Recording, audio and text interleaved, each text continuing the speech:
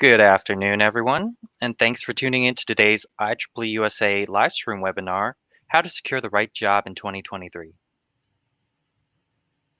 I'm your host, Jonathan Cho. This is the first in our new 2023 Job Search webinar series presented by three-time best-selling author Elizabeth Lyons. For information on the upcoming webinar in the series, you can check them out through the link we've provided below on the screen, as well as in the comment section. IEEE USA's goal is to create programming that is valuable, relevant, and of interest to you. As such, we will be sending a short survey to all registrants after this event and would love your feedback. We appreciate your thoughts and we value opinions and appreciate if you could take a few minutes and share your thoughts. Elizabeth Lyons is a three-time best-selling author with her latest book, Hear Us Roar, Unapologetic Women Leading in Corporate America, Making a Big Splash. She's also a coach, speaker, and consultant to the most powerful executives that keep corporate America rolling. Elizabeth's expertise is helping clients land a promotion, finding a job, or simply bring their leadership game to the next level. Elizabeth helps executives calm down and focus on what really matters, and together they end up with astonishing results. Without further ado, I will now pass it off to our presenter. Welcome, Elizabeth. We're very excited for what you have for our audience today. Thanks for having me. It's really fun to do these. I've been with the IEEE, I think it's like 20 plus years, some like ridiculous amount of time. And I've been in this field over 20 years. So the point of today's presentation is to really have everybody on this webinar rethink your job search. And I always have the disclaimer of I'm not an economist, but I would say that I watch the economy very carefully. I watch the stock market very carefully. And the sources that I get that I bring to you are from reputable sources. So I think there's some good stuff here for you to kind of chew on and think about if you are looking for a job. There's a lot of conflicting information out there around layoffs and availability of work and a lot of uncertainty. And I think that some of this data-driven presentation will help you to make good decisions in the future. So what are we going to talk about today? So we'll talk about the economic outlook for jobs for 2023, what's going on out there.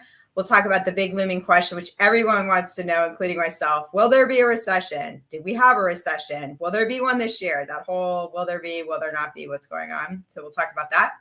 We'll talk about what employers are looking for now in 2023 based off some studies that I found, and then also based off of clients that I've been working with and different skill sets within engineering and IT.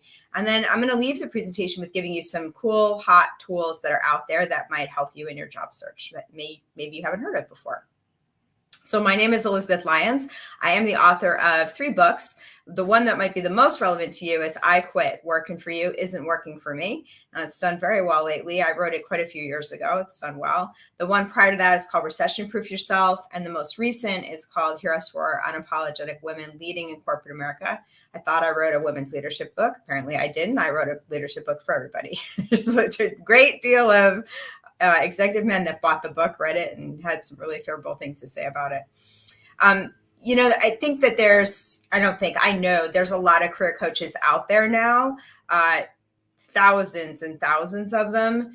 And to be honest with all of you, I was a coach before anybody was a coach back in the day. I published a book before Amazon did. I went through a small publisher in Utah.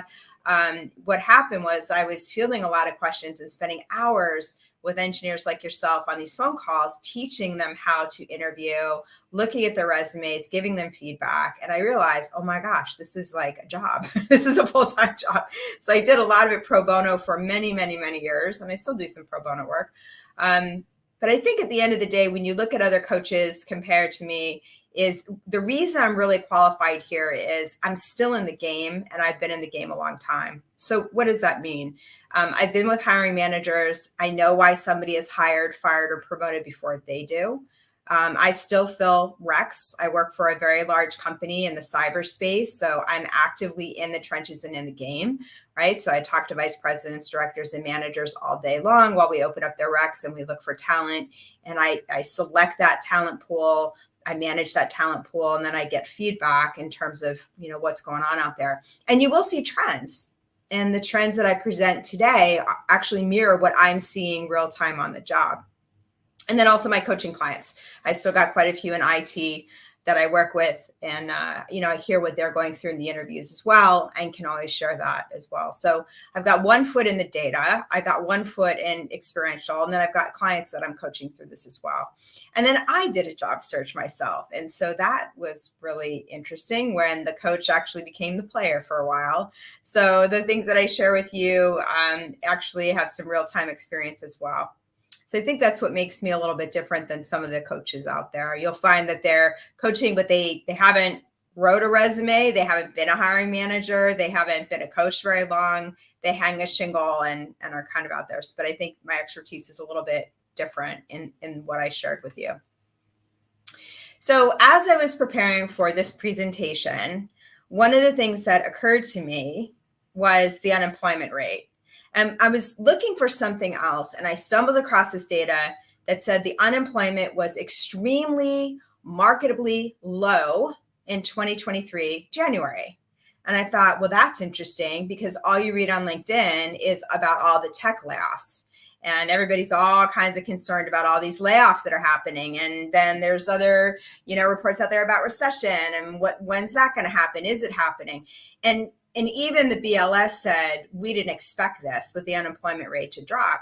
So I thought, wait a minute, let me go back and look at the whole trend, right? Let's look at the unemployment 3 months. And so I pulled the data for November. Unemployment was still low, it was 3.7, and they added 263 jobs that are added. Now, here's the crutch. Here's the question you want to ask. That's great. What jobs did they add? Because if they added warehouse and hospitality, that doesn't help you in IT. That number doesn't mean anything all of a sudden, or it doesn't mean as much. So I pulled that data, and the biggest growth was in professional business services. And so IT and engineering could fit into some of those businesses as well. Transportation was some of it, and there could be engineers or IT people, big data people building platforms within transportation. Warehouse and hospitality, more blue collar jobs, maybe not have a big impact on here on the call, but regardless, they did definitely add jobs, and the unemployment was very low in November. And remember, they were all kinds of concerned around recession, right?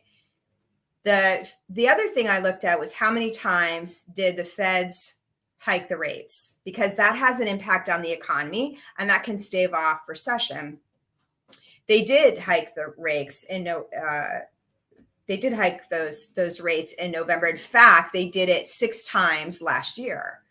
So that's a flag and something to actually watch and monitor and be concerned about. December rolls out, the unemployment dropped lower.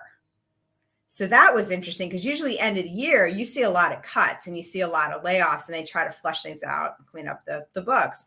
No, they added in healthcare, which again would impact IT and engineering. A lot of people in the healthcare space in those spaces, and in construction, which struck me interesting, because when you look at the economy, the first thing that goes up or down, that is the true sign of the beginning or end of recession, is construction, whether they're building or not building. It's the first number I actually look at. And did the feds hike the rates? Yes, they did in December. So then I looked at January, and it dropped considerably. The unemployment dropped again. The jobs that were added were almost twice as much as the previous 2 months, but you're going to find them in leisure and hospitality. And what I'm seeing out there too is lots of articles about people going on vacation. It's like, pandemic's over, I want on the cruise, I want the long vacation, get me out of here kind of thing. And it was still unknown whether they were going to do that when I pulled this data in January or not. I read yesterday, they're looking at it again, and we're in the end of February. So this impacts your job search. I think it's really easy when you're laid off or you're in a confidential search to get really focused on I, me, mine, and what's going on with me. But this will actually tell you where to look, where the trends are, what's hot, what's not. It can actually give you some clues about where to strategically place yourself, rather than just responding to ads over and over again, hoping it works out. So the big question, and I don't have the answer for this, will there be a recession? Will there not be? It's very confusing right now. And that's the piece that I can speak to a little bit here. It's very confusing because we're post-pandemic. It's very confusing because we have been in a huge talent crisis in IT and engineering and across the board. I mean, there's help wanted signs everywhere. You go down to the supermarket and there's help wanted signs. So that's a problem. The supply chain issue is still a problem in terms of goods and services. And a lot of the things that went offshore, now they want to bring back here. And it's like, well, how do we do that? I think Apple has the biggest pain in all of that. I think they kick themselves every day that they have all their manufacturing in China. So they're clearly rethinking that. So there's all these pieces that are feeding into what's the economy going to do. And when I looked at some of the big economists and what they had to say was they said, we've just really never seen anything like this.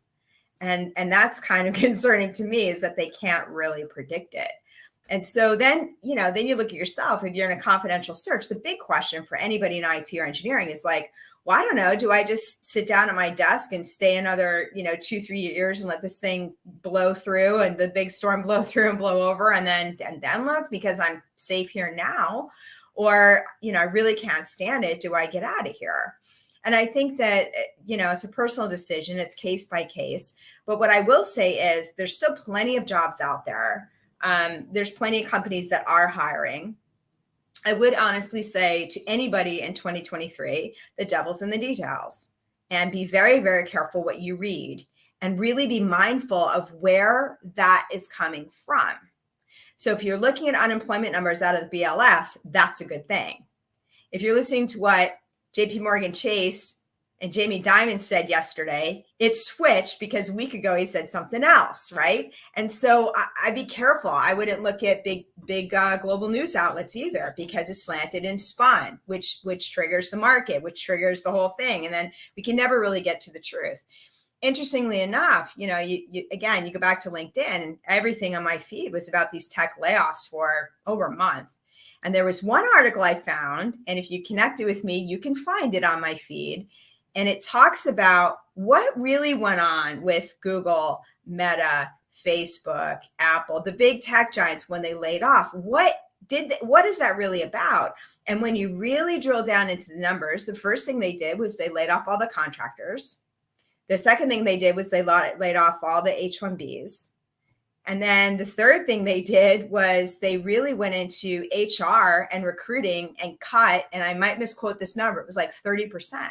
So when you're reading about layoff, it's probably maybe not even you they're talking about, but it scares you when you read that. And so that's why I say, if you're looking at a number, look at your source. Where are you reading this from? Where are they getting their data from? And really understand, what does that mean? And will that impact you and your actual skill set? Because maybe it doesn't at all. Maybe it does. So I think that that's the interesting piece. And at the end of the day, the world, they're tech giants, yeah, but the world is bigger than that. If you look at banking and financial, they're going through huge transformations and need the skill sets, frankly, out of high tech to come in and help them with the things that they're building and doing. If you look at healthcare, they're still building platforms and need the skill sets that might be coming out of tech. So the beauty is, years ago, if you were in an industry, you had to stay in that industry, right? Not anymore. You can switch industries, you can go into other things and take that skill set and help another industry and another company get to the next level. So I just want people not to be real concerned about their job search and feel like, oh my gosh, maybe it's over. Maybe I shouldn't even take a chance and put my resume out there. I still think there's plenty of time in 2023 to find something else if that's what you want to do confidentially, or if you're laid off, I would tell you don't worry too much. There's still plenty out there. The big thing I want to share with you is this slide. This is the biggest piece in the job search, and even myself, I went through this as well. It's this curve. So when you look at this curve, this is exactly what the job search feels like. So if you're laid off, you go into this denial shock thing. And then, you go into the denial shock thing. And then, you're like, okay, it'll be all right. It'll be all right. And then you get a call. Let's say somebody called you on your resume. You put out 5 resumes yesterday. Somebody calls you. You get all kinds of excited.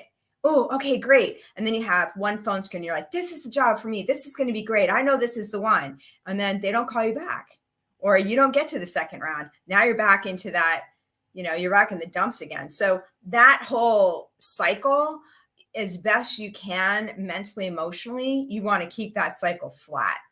And you want to be really careful not to react to everything that happens in the market when it comes to you.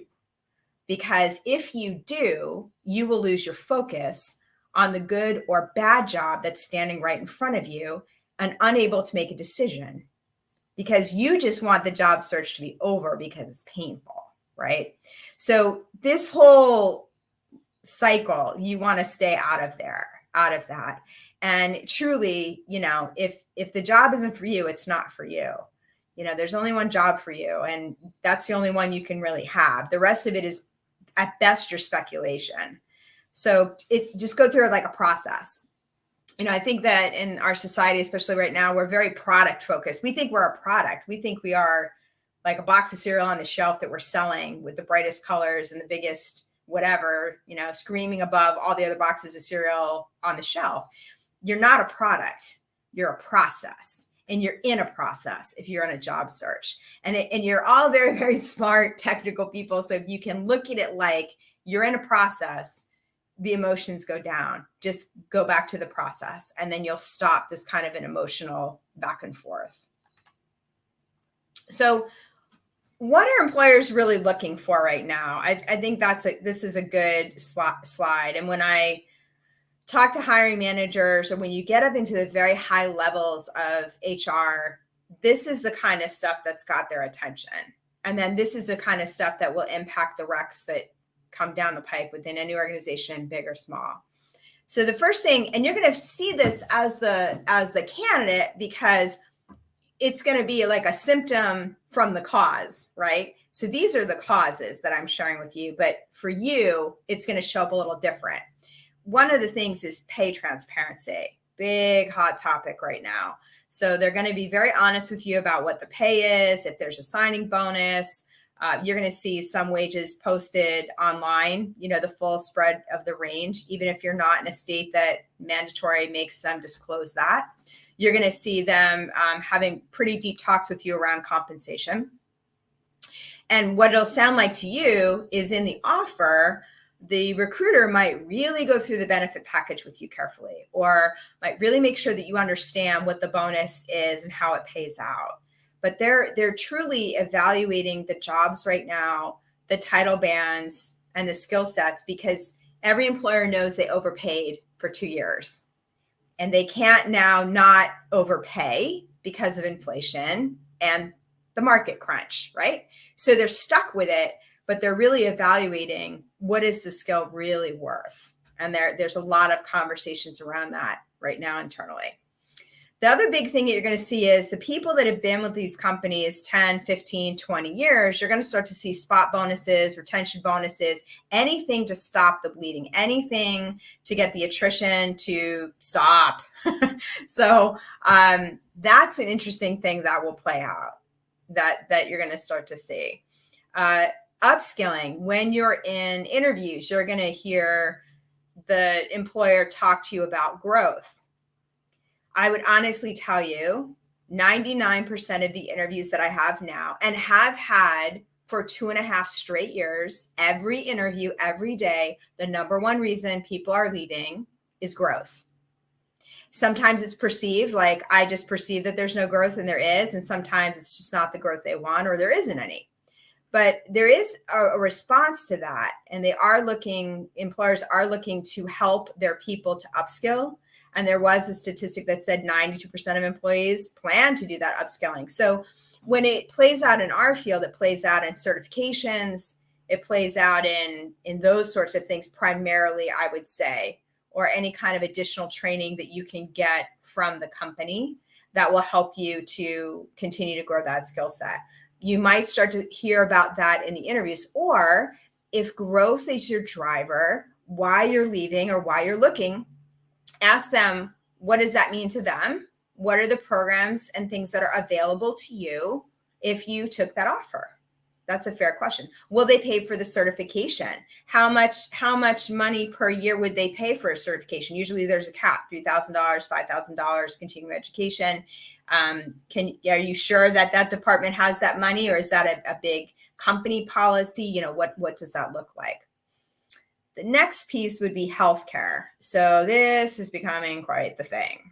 So I don't know if you noticed on your applications, I had not applied to a job for 11 years. And the very first application that I had applied to, In disability, there's a very long list of what a disability is. I mean, it's long. It's like as long as my arm long. So we're no longer thinking about disability, or the employer is no longer thinking about disability in terms of wheelchair access, deaf, visually impaired. We're not thinking about that anymore. In fact, in that disability question on the applications, it will ask if you have depression. Now you have a disability. It will ask if you have autism. Now you have a disability. So this is becoming a big thing. They're looking at healthcare. They're looking at the laws that aren't forcing them to help out with some of these things. Even when it comes down to fertility drugs, parental time off. I mean, all kinds of stuff. This is a cost that they're going to have to deal with. And what we're finding is definitely post-pandemic, there's a lot of push around mental health. If you look at every company out there, there's a yoga class, there's a meditation class, there's something to help you to calm down. There's all kinds of things out there. So this is a big push right now as well. And so how does it show up to you? They might start talking about their benefit package to you and what they have in terms of that. For years, it was the simple EAP, right? 6 sessions. We don't know what your problem is. It's confidential. You call this number, they give you a counselor, and away you go, but they give you 6 sessions. Now it's way beyond the EAP. And even in the applications, you're starting to see these things crop up. Comp and benefits are really the big things you're going to see that are a big concern for employers. If I had my crystal ball out, I would tell you the huge increases you're not going to see anymore. You're not going to make a job change now in 2023 and make $40,000 increase like maybe 18 months ago or 2 years ago. I think people can make increases. They'll be small, or they'll be lateral moves from when they made that huge increase. Now that would be a lateral move to them because of inflation and because they are looking at the compensation. But ultimately, those are the pieces. Signing bonuses, I don't see those as much anymore. Sometimes you get them, sometimes you don't. Moving and relocation packages, that's an interesting topic because they're forcing people back in the office. So what does that look like?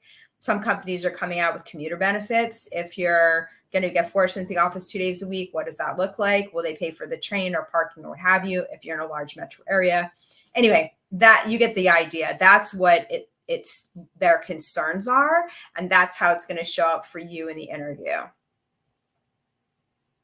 So let's talk more about you as the job seeker. So how can you take what you have and really highlight that on the resume, or really articulate that with the employer? And so one of the things that they're really concerned about in general across the board is employers are concerned about driving growth, right? So they've had horrific attrition. They've done some add to staff, and they want to, a lot of them are rebuilding. When you looked at these layoffs in the big tech companies, it really is right sizing, because they hired all these HR people and all these recruiters to find people like you to take the jobs and to manage all that coming in. They don't need that anymore. That's why they're the first to go. So it's not really the technical skill sets that are going. Some get hit, but for the most part, no. Companies are they're right sizing, and then they're really looking to grow. So think about it. Maybe in the last 5 years, you've actually helped your company go through a transformation. That would definitely be a hot button you might want to put on your resume, right? Think about how you can help them with that. If that's what they talk about in the interview, you're not going to see it on the rec. You might see it in the stock, maybe not. But ultimately, that's what all employers are kind of looking for. They're definitely looking for retention. It's still a hot topic. It's not as huge as it was. So if you led a team, if you had any leadership, talk about that in the interview. Talk about your attrition rate. How did you do it? How did you retain people? When you lost people, how were you able to quickly fill them? Did you cross-train people? I mean, did you kind of band-aid the team together and keep it limping along? How did you do it?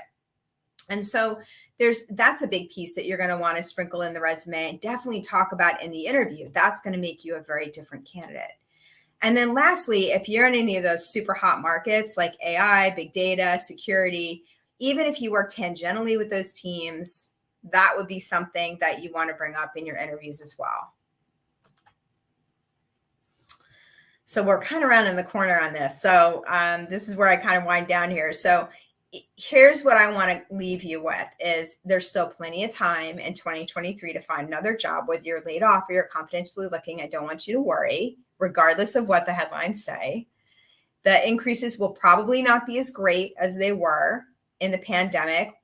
You might end up with a lateral, but it's probably a lateral from the increase you already made. You can ask. There's no problem in asking. I'm just saying this huge amounts of money that they're paying is over from what I see. The whole recession, are we going to have it? Are we not going to have it? That's still on the table for 2023. I think the thing to look at there is, how many times do the rates get hiked again this year? What does that look like? Because in the long term, that could be very problematic for things like bonds. So that's probably going to happen. It's not a terrible thing. It's actually, to be honest with you, it's a good thing. It's what keeps our economy alive and kicking. And it's what keeps us, the United States of America, and not the other companies, is the stock market and the ability for a company to flush out, recycle talent. Companies that aren't healthy die, and then new ones are born and sprout up due to that. So it's not a terrible thing. To stave it off indefinitely, probably not a good thing, could cause much bigger problems. And then, like I said, companies are definitely looking for certain skills and traits. So be a little bit creative on your resume. Think about it from an employer's perspective. What has been their biggest problem last year? And then solve their problem. It's a very simple thing. Solve their problem rather than feature dump, skill set dump. Solve their problem. Think about it from their perspective. Oh, and this is just my little slide on coaching. So I am a career coach, been a career coach a long time. So sometimes it's worth it. Sometimes it's not. To be honest with you, it's an investment. And I think that sometimes it's a great thing and sometimes it doesn't work at all. Whenever I work with the IEEE, I always offer to the audience, if you'd like to reach out and email me, I'm more than happy to give you 15 minutes, review your resume, answer any questions that you have. I really like to give back to this group in that way. So please feel free to reach out. Coaches can help you with exploring other options, mapping your title, being that impartial party that helps you not to make a poor decision and jump into another job. So that's the whole purpose of a coach. But a lot of time, I got to tell you, I always extend this offer, and I usually do, honestly, in a call this large, I probably do 15 or 20 calls. And I don't get that many clients, to be honest with you, because a lot of you have what you need. You just want somebody with the expertise to look it over and just make sure that things are right. Or I point you a couple of directions and off you go. But it might be worth, whether it's myself or somebody else, looking at that coach, seeing what that program looks like, seeing if it's right for you, just to get another set of eyes on your career, especially now while the market's a little bit funny. So this is the slide on my book. And I want to leave you with one short, very funny story. It's kind of embarrassing story too. So I was with a company for 11 years, and then I was going to do a job search. And that was very painful for me because I liked what I had done, but the bottom line was they did a merger. It wasn't the same place anymore. I hung on another 24 months, and eventually it was like, I just don't want to do this anymore. It's very painful. And the people were very aggressive. So I went out for a run on Thanksgiving, and believe it or not, I'm not a very emotional person. And I actually sat down at a curb and I cried because I realized I couldn't be in that job anymore, that I had to let it go. And so I came home and my husband said, "What's the matter?" And I told him, and he said, "Just write your resume. You don't have to send it." And so I did that. And I would say that to you, even if you're scared, just write your resume. You don't have to send it. And it was a great exercise because it helped me to begin to let go of 11 years. So I did that and I tabled it.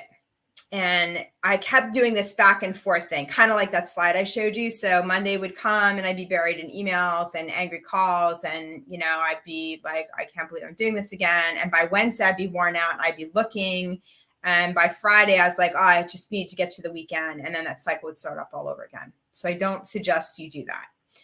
So at one point I was, really going through the emotional roller coaster, and I was talking to my husband about the job search, and he's never impatient with me. And he got very impatient with me and frustrated. And he said, you just need to go read your own book. You've coached people for over 20 years. You have coached some of the biggest names. Like, are you kidding me? Like, why can't you do this? Like, pull it together, Elizabeth. And it took the air out of me, frankly. And so I, I was so kind of shaken and a little embarrassed, and because it was like the truth right in your face. And so the next morning I got up at 5 o'clock and I snuck in the house and I got a cup of coffee and I came into my office and I literally took out my book and I literally started to read my own book.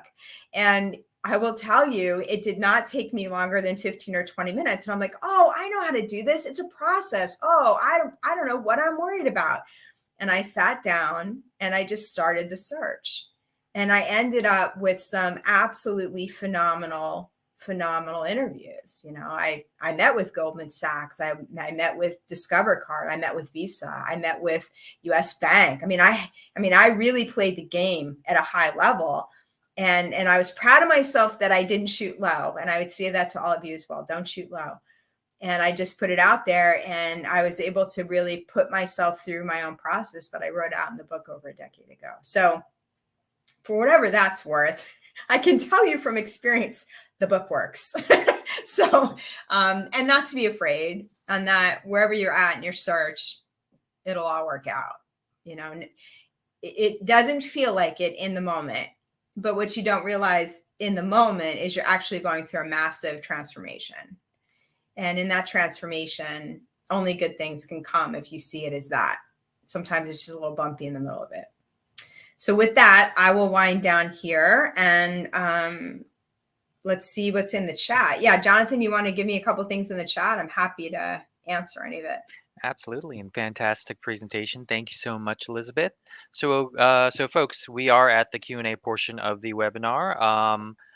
Go ahead and post your questions in the comments and live chat section, and we'll load them onto the stream for Elizabeth to answer. So, Elizabeth, we do have a few questions. This first question from our audience member: is there any benefit or drawback to disclosing a disability during an application process? Really good question. Yeah. This is my personal opinion, right? If I were, how are we going to prove depression? Is that a sad day? Is that a time in my life? The question is, do you have depression? Are you under medication? Do I want my employer to know that? Am I in therapy? I don't know. Me personally, I wouldn't disclose that. For me personally, I would not, but maybe you want to. I don't know. Some disabilities, they're becoming extremely mindful of. And in the very large corporations, they're actually trying to screen in candidates, like, people that have neurosensitivity, people that are on the autism spectrum. 1 out of 164 people have it. So it's really common. And that could mean literally like, bright lights really bother you in the workplace, right? Or, smells, loud conversations, these open offices where there's no delineation of people and there's all this talking going on. It's difficult to function. That is on that spectrum, frankly. And, would I disclose that? I don't know. But I will tell you, on the other side, the large employers are extremely educated around this and understand it and will accommodate and do understand. So I don't know that I answered your question, but there it is. Thanks, Elizabeth. And all right, thank you. And thanks for the question. This next question: are you seeing an increase or decrease in opportunities for less traditional employment situations like part-time, contracting, and consulting? I don't have any kind of a trend or read on that. I really don't. When I think about less traditional employment, I think of things like, Uber and rideshare and things like that. That's definitely gone down quite a bit. Contracting and consulting, some companies are making cuts there. Not all companies, depends what skill set you're in. Big data, for example, they'll take anybody with big data, right? Contract, they'll take it. full-time, whatever it is. I think it depends on what pocket and what your skill set is, and that what company, if they're in a growth mode or not. Banking and financial is in a growth mode, frankly. They've got very fat wallets from the pandemic and loans and things that they've gotten. So they're definitely like rebuilding a lot of things. Healthcare, they're rebuilding a lot of platforms. They definitely have money. Things are funded. So they made those pockets in industry rather than just, looking at contracting or consulting. I think it's the industry that might drive that a little bit more. For sure. And I think I also feel like location, where you're in, also heavily might be dependent on that too. I know for a big thing that was going on in California for a while now. This one legislation called AB5 definitely limited uh, what what kind of employment could be considered contracting or gig workers, part-time. So those legislations definitely kind of make things a little bit more confusing for sure. This next question is using AI, for example. Oh, if using AI for a resume update, would the company know? I Or- don't think so. If I'm understanding your question, Nita, I don't think so, because when you apply, the majority of people, you're going to apply through a platform now called Workday. That's kind of where everybody is going now. That's kind of the main software. And so when you do that, you're applying through a document. I can't tell that you're attaching a document. So if I'm understanding the question, my response would be no. Thanks for the question, Nita. This next question. Can one have more than one or two job coaches?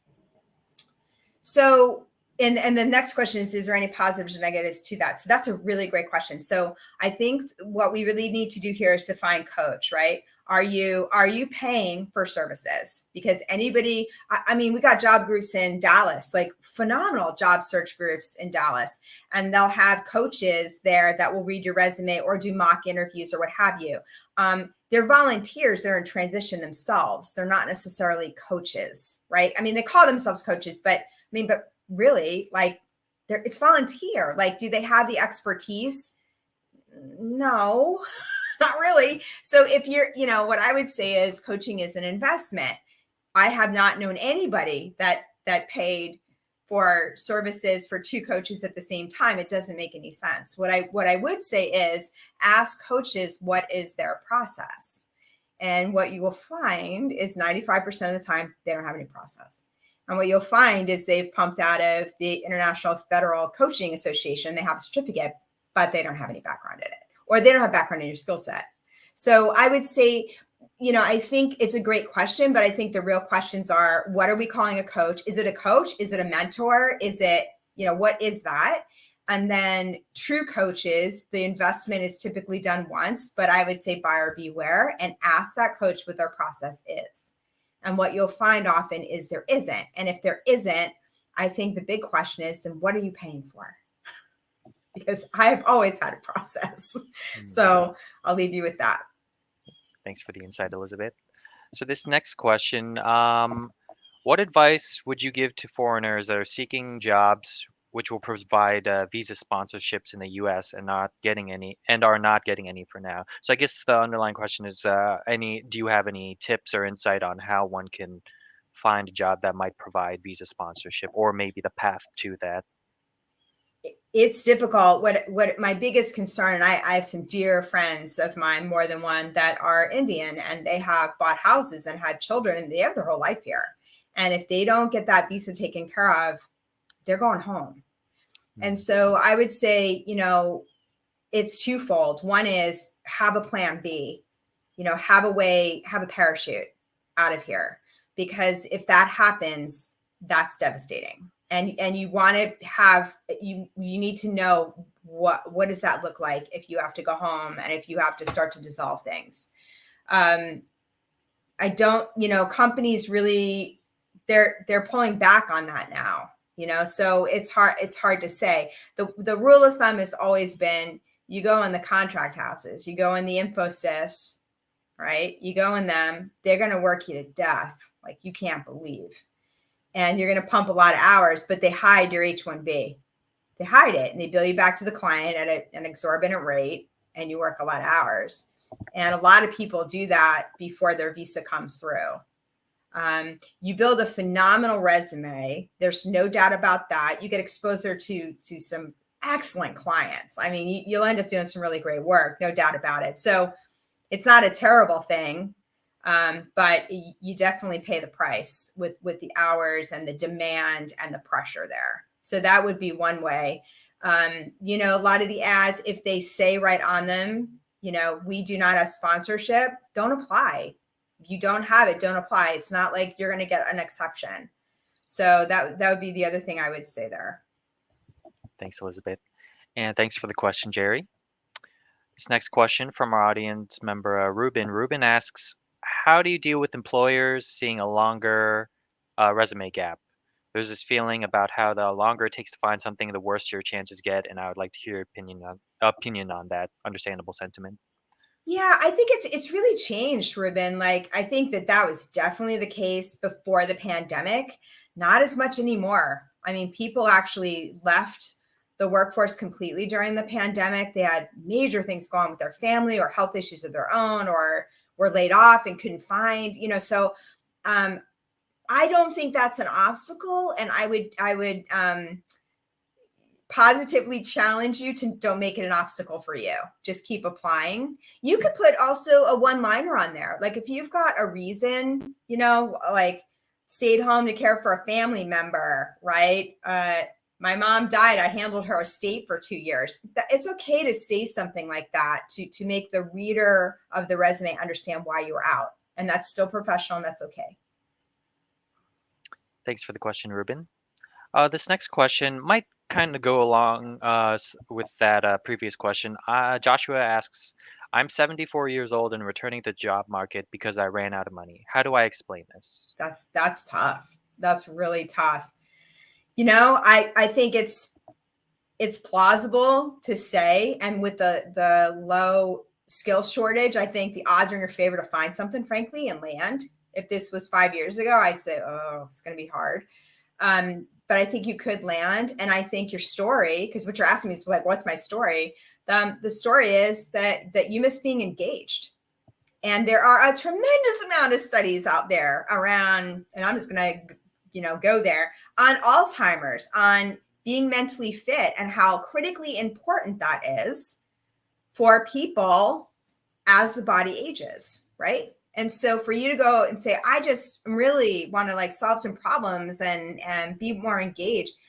I was reading a study 2 days ago. Interestingly enough, women have the higher rates of Alzheimer's now. That's like the big topic in my house for whatever reason right now.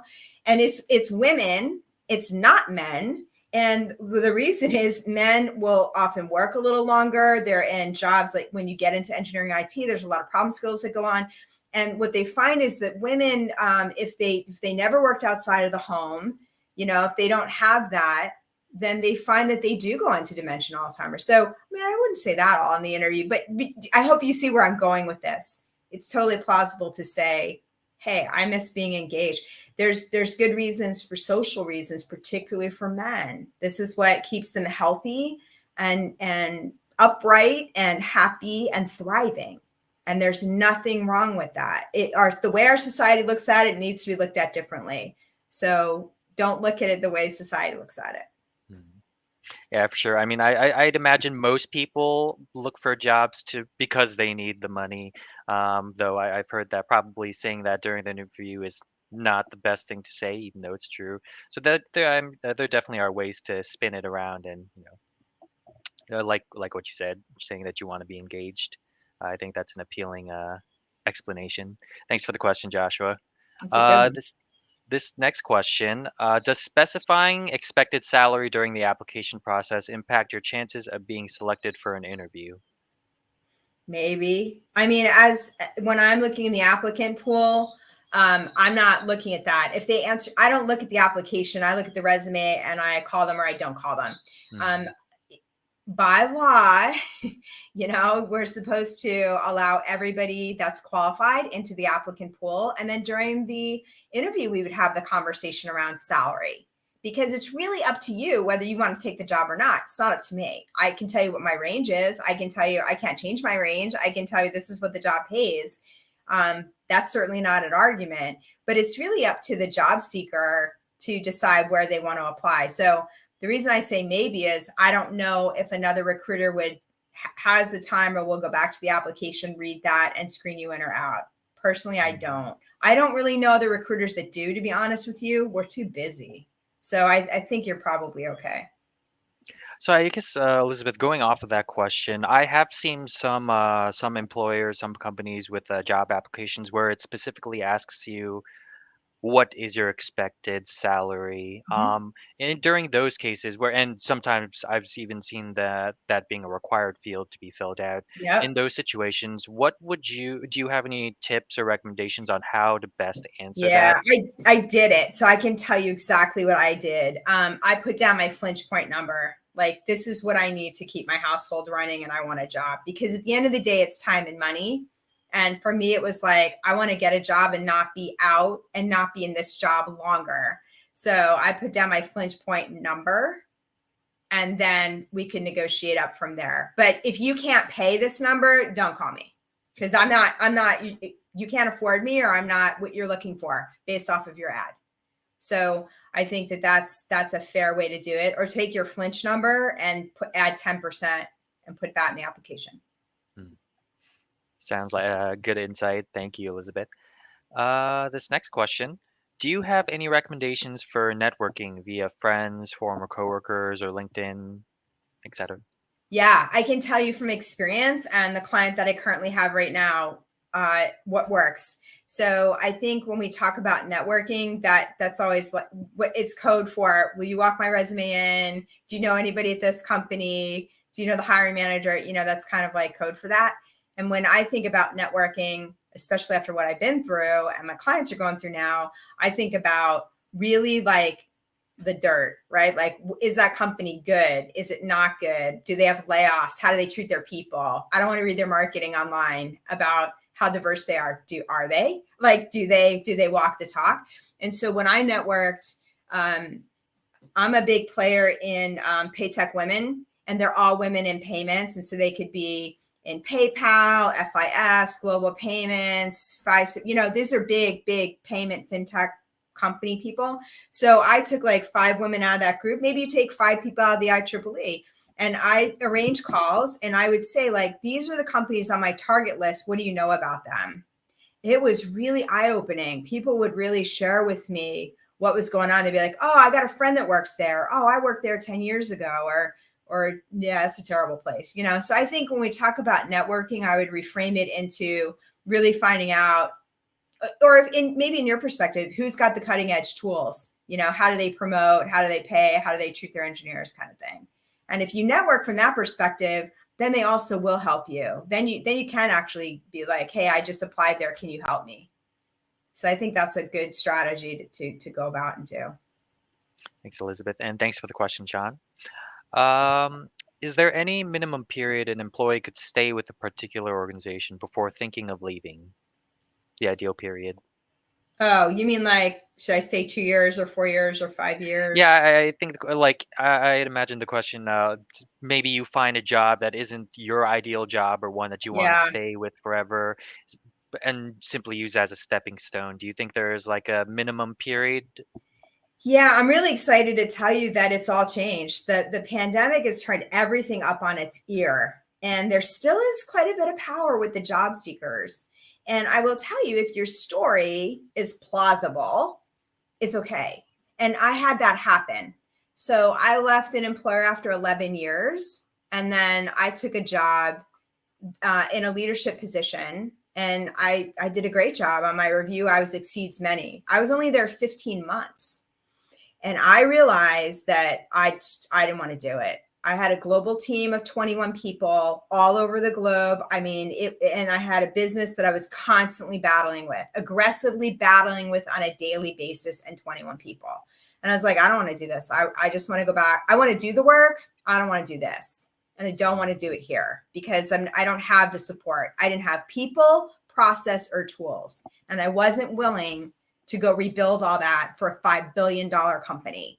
And I realized what everybody had said in the pandemic was true, that my life was ticking away and I just was rethinking work. And so I had a plausible reason why I was leaving. And so when I went back out into the market 15 months later, I told them what I was looking for and why. And everybody was fine with it. I mean, I had some really good interviews and I had a plausible story. So I think as long as you have a plausible story and it makes sense, I think you're fine.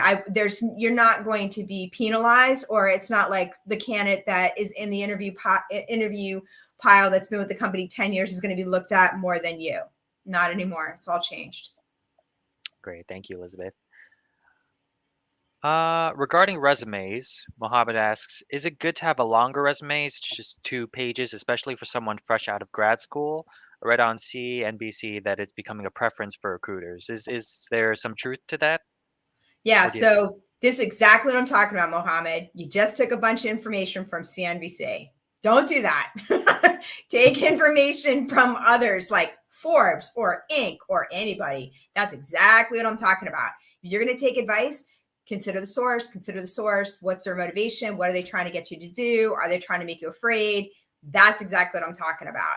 So I don't know. I mean, more than 2 pages, we probably don't read. There is a thing now, if you Canva, Canva, that's a really good tool that helps you to design resumes, and you get like these hybrid resumes, really skill set focused. They're very clean. They might have a picture at the top or what have you. Those resumes, even at the executive level, I've seen they read nice. Recruiters typically like them. Or you can go with a standard Word document. I had both in my search both times. But if you're fresh out of grad school, 2 pages is probably too much, honestly. I mean, it's way too much, and I think you're afraid, so you're trying to throw up everything on paper so that they call you. And I think you'd be better to look at the company, look at the need, and tailor it. So, like if your skill set is AI, big data, and something else, like if they're looking for a particular skill set, have the resume highlight that. And I can also attest to Canva. I know one of our audience members just asked it, Canva. Yeah. There's plenty of great templates on there for not just resumes, could be whatever, social media, graphics, just graphic design in general, but a resume for especially in this case. So yeah, definitely, and it's a free tool too. So be sure to check it out. Don't want to advertise it too much on this. But anyways, our next question, Mohammed asks, any advice for fresh graduates to be relevant, especially when companies ask for at least 1 to 2 years of experience in entry level jobs? No, you have to get a job.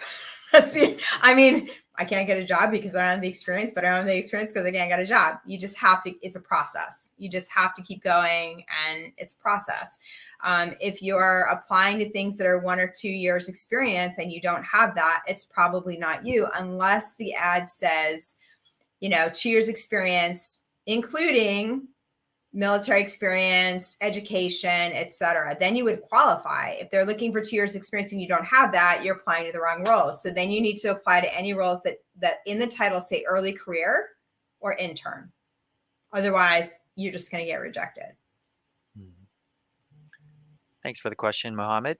Our next question. I get a lot of calls from overseas with local spoofed numbers for the jobs in the US. How do I avoid these callers and find the job's actual company? I don't know. I get them too on my phone. My husband's retired and he gets them on his phone. I just don't know the answer to that. And what I found too, when I was in the other job and I was leading that large team, we actually hired what was called an RPO. So I had 6 people sitting in India, and all they did was like barrage every Java person they could find in the United States from India. And so they may or may not disclose that we were the company that was looking for them. So I don't know. I don't know if you actually have to hold that conversation or not, but there is this model now in recruiting called RPO. And it's an offshore model that does exactly that.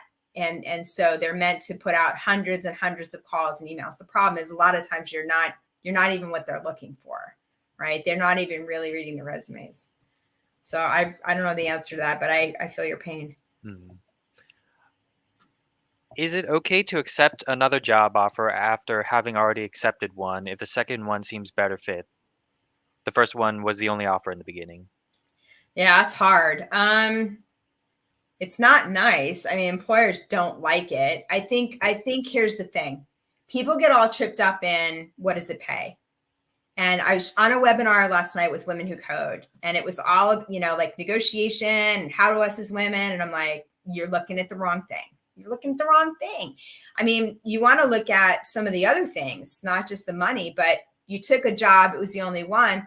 Compare the two now, and which one has the better leader, not pay? Which one has the better cutting edge tools? Which one has the opportunity for growth? And how can they articulate that? Don't look at the number. Look at the other things that drove you to find the job. In every interview, I say to people, there are 3 reasons why people lose jobs. And if those reasons aren't there in the next job or offer, they will decline the offer. What is it for you?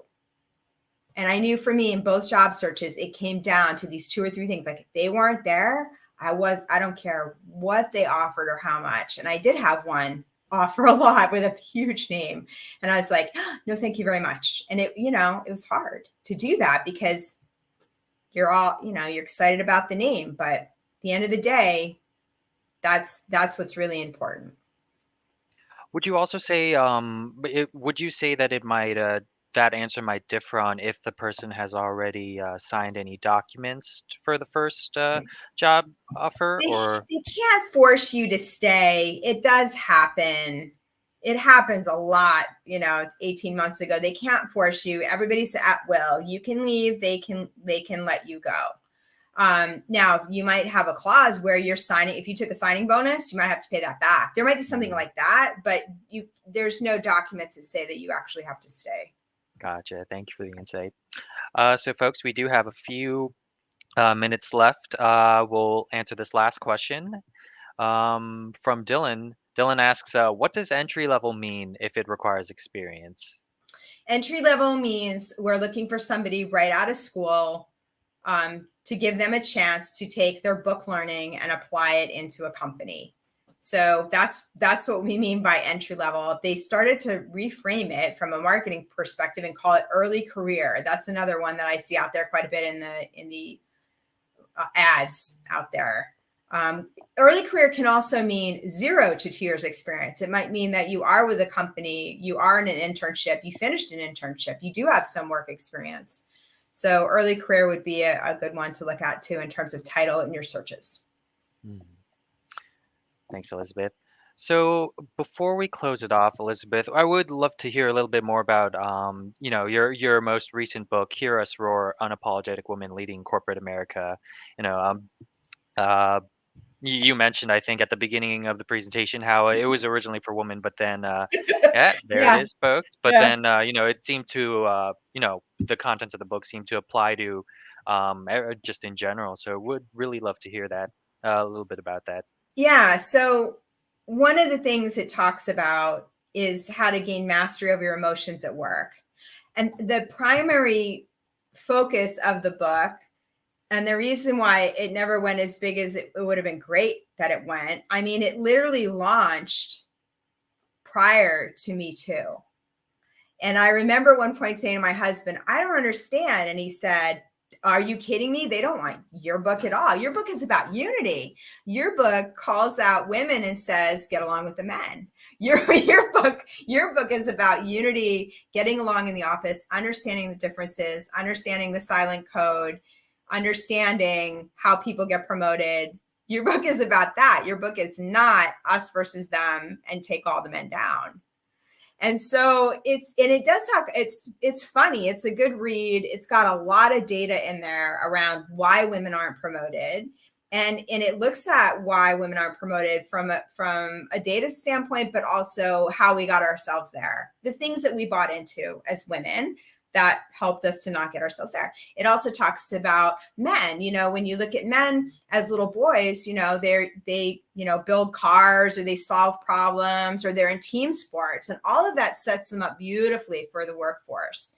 And little girls, what you see is they're fed a lot of media content and also messaging at home around how to be a suitable mate. It's not really based on to be smart necessarily. Well, that's changing, but still, because here's the thing. We check the box on education. In 1980, they said, well, you don't have an education, so you don't get to come and play and be in the office and make the money. Well, that's long gone. And so at the end of the day, when you really start to look at it, you have to go back and you have to look at yourself, because there's nothing else to point to. There's nothing else to point to. And so the book really is about unity. And it talks about how to get along in the office and how to understand and work better with men. And absolutely the stupidest strategy is to make men the enemy. That's like the dumbest thing in the world. I mean, really, even if you thought all the men have the power, which that's a ridiculous statement anyway, even if you thought that, why would you make them the enemy? Why wouldn't you get along? Why wouldn't you seek to understand? Why wouldn't you seek to share, right? It's a dumb strategy. And ironically enough, I've never had that problem in my career. But when I spoke to a lot of women the last 10 years, they had a lot of pain. And working in male-dominated areas like construction or IT or engineering, they had a lot of pain around it.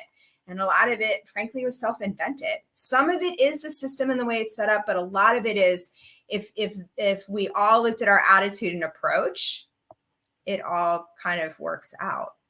And so that's what the book is really about. And so I had a lot of male executives buy the book or attend my talks, because whenever I gave a talk around the book, I would say there in the disclaimer, Elizabeth Lyons, wants men to come to these talks and is a big believer in that, and absolutely is about unity. So the book really at the end of the day is around unity and how to get along, and that the office is just a big game. And there's these rules that are there. And if you understand the rules, then you can play the game. And it's kind of that simple. Fantastic. Thanks, Elizabeth. And Sure. folks, for access to Elizabeth's best-selling books, you can find it on our website at lionsology.com. We provide it in the comment section as well as the screen below. You can also reach out to her for a consultation as well. So Absolutely. be sure to check that out when you have a chance. But Elizabeth, thank you so much for joining us today. We really appreciate the insight you provided for our audience on the current Absolutely. state of the job search climate and what can be done about it.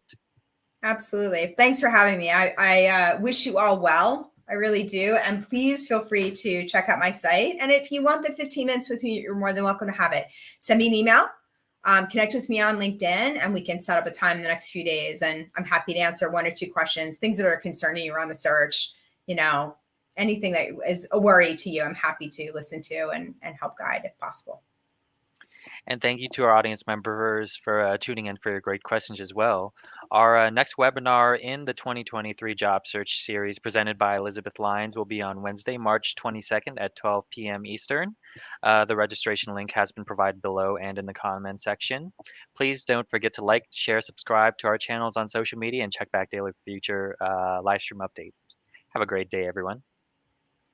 I had the coolest job that any electrical engineer could ever have on the ground crew for Solar Impulse 2, the first solar-powered airplane to fly around the world only using the power of the sun. IEEE has given me a competitive edge because of their support system. It is so much easier doing something and being out of your comfort zone when you have someone there saying, you got this. IEEE is more than just a network, it's a family.